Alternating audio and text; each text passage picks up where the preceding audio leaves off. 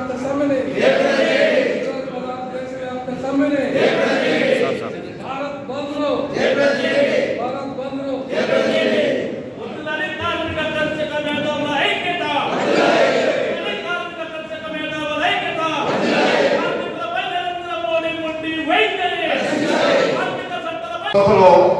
సూత్ర కులాలకు సంబంధించిన వాళ్ళు కష్టపడుతూ అగ్రవర్ణాలకు సేవ చేసుకోవాలి.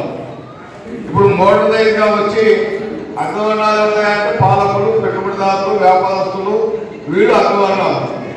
కష్టపడి పనిచేసే కార్యక్రమం అంతా సూత్ర కులాల కింద వాళ్ళు నిర్దేశించుకొని కార్మిక వర్గానికి ఉన్నటువంటి హక్కులన్నీ తీసేసేటటువంటి ఒక కార్యక్రమాన్ని అమలు చేస్తున్నటువంటి విషయాన్ని మనం అర్థం చేసుకోవాల్సినటువంటి అవసరం ఉంది.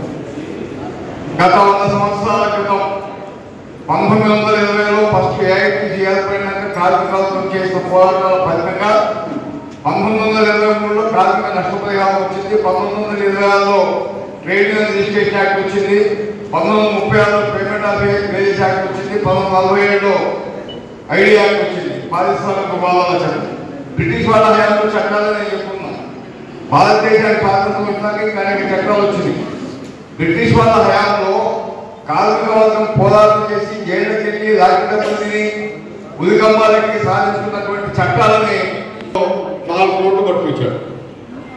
ఆ కోట్లతో ఏముంది? సమ్మె చేసే హక్కు లేదు, అన్ని గంటలు లేవు, 10 గంటల ఉద్యోగం లేదు, అసలు ఏది కార్మిక వర్గానికి ఏమీ లేవు. ఏమీ లేకుండా అన్ని ఉన్నట్టే కనపడలేదు అంటున్నా. చదువుతా ఉంటే అన్ని ఉన్నట్లే అనిపిస్తాయి, కానీ ఏది కూడా అమలు సాధ్యం కాకుండా దాన్ని మొత్తం మార్చేసి కార్మిక వర్గాన్ని యాజమాన్యాల ముందు బానిసల్లాగా పెట్టినటువంటి పరిస్థితి వాళ్ళ భారతదేశంలో ఉంది అనే విషయాన్ని మనం స్పష్టంగా అర్థం చేసుకోవాల్సినటువంటి అవసరం ఉంది. అంతేకాకుండా మొత్తం ప్రజానీకం వాళ్ళ కష్టంతో, వాళ్ళు కట్టిన పనులతోటి ఏర్పాటు చేసుకున్నటువంటి ప్రభుత్వ సంస్థలన్నీ ప్రైవేట్ వాళ్ళకి అప్పనంగా కట్టబెట్టేటటువంటి కార్యక్రమం నిరాఘాటంగా కొనసాగుతా ఉంది. దాన్ని కూడా మనం అర్థం చేసుకోవాల్సినటువంటి అవసరం ఉంది. ఇవాళ బీజేపీ వాళ్ళు ఏమంటారు? ప్రభుత్వం వ్యాపారం చేయదు కాబట్టి ప్రభుత్వ రంగాన్ని పరుచుకుంటారని చెప్పి చెప్తున్నారు. వ్యాపారం చేసుకోవడానికి ప్రభుత్వ రంగాన్ని స్థాపించాల, ప్రజా సంక్షేమం కోసం ప్రభుత్వ రంగాన్ని స్థాపించుకుందాం. లక్ష్యం ఏంటిదంటే ప్రభుత్వ రంగ సంస్థల ద్వారా వచ్చినటువంటి ఉత్పత్తులు లాభ నష్టాలు లేకుండా, అంటే ఎంత ధరకైతే మనం తయారు చేసామో అంత ధరగా ప్రజలకు అక్కడ చెప్పాలి. ఉదాహరణ ఐడికేలో తయారు చేసినటువంటి మందులు ఎంత ధరకైతే ఒక ట్యాబ్లెట్ తయారైతే అంత ధరగా ప్రజలకు అందజేయాలి. ఆ రకంతో పెట్టుకున్నాం. అంటే అట్లా ఈ పరిశ్రమలన్నీ మూసేస్తాగా ప్రైవేట్ వాళ్ళ పరిశ్రమల్లో విపరీతమైనటువంటి ధరలు పెంచి వాళ్ళు లాభాలు బాగా కోట్ల లాభాలు సంపాదించుకునేటువంటి కార్యక్రమాన్ని వాళ్ళు పెట్టుకోవడం జరిగింది. దీని మీద ప్రజా వ్యతిరేకత వచ్చింది. వస్తే ఇప్పుడు ఒక కొత్త మార్గాన్ని కనుక్కున్న వాళ్ళు దాన్ని ఏమంటున్నారంటే మానిటైజేషన్ పైప్ లైన్.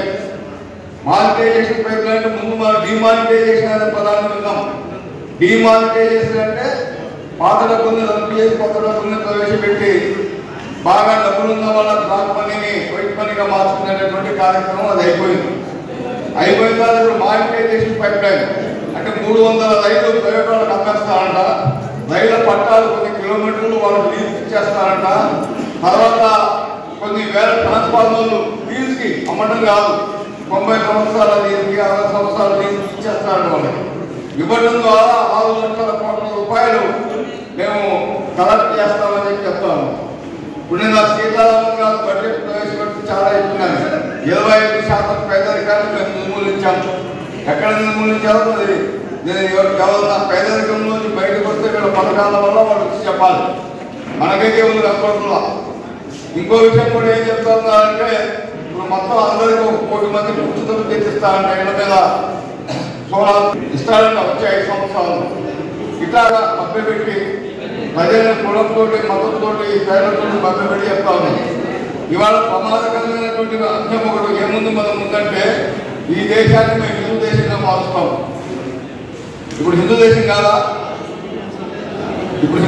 కాదా? అసలు నీ హిందూ దేశం ఏంటి?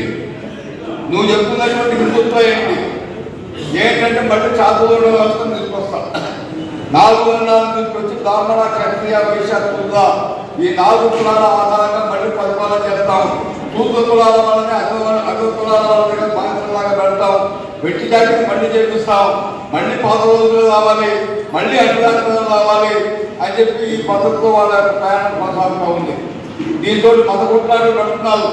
పర్మనెంట్ ఉద్యోగం లేదు. కోర్టు ఒక్కసారి చూస్తే టైం బేస్డ్ ఎంప్లాయ్మెంట్, కాల పరిమితులతో కూడుకున్న ఉద్యోగాలు. యజమాని 11 నెలలు పని ఉందని చెప్పి ఒక కాగితం ఇచ్చాడు అనుకోండి, 11 నెలల తర్వాత మనం ఏం మాట్లాడుకుంటే ఇంటికి వెళ్ళిపోవాలి. ఇప్పుడున్న ఈవెన్ కాంట్రాక్ట్ చట్టం, లేబర్ చట్టాన్ని మనం తీసుకున్నా కానీ దాంట్లో ఏముంది? కాంట్రాక్ట్ ఉద్యోగిని తొలగించినా ఎందుకు తొలగిస్తున్నామో తొలగించాలి.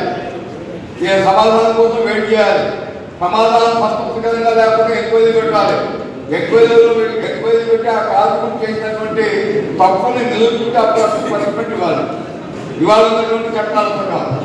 కానీ వాడు ఇప్పుడు ఈ టైం బేస్డ్ ఎంప్లాయ్మెంట్ కోర్టులో ఏదైతే పెట్టాడో దాని ప్రకారం చూసుకుంటే ఏం చెప్పాల్సిన అవసరం లేదు. 11 నెలల తర్వాత ఇంటికి పనిపోవచ్చు, మళ్ళీ 4 రోజుల్లో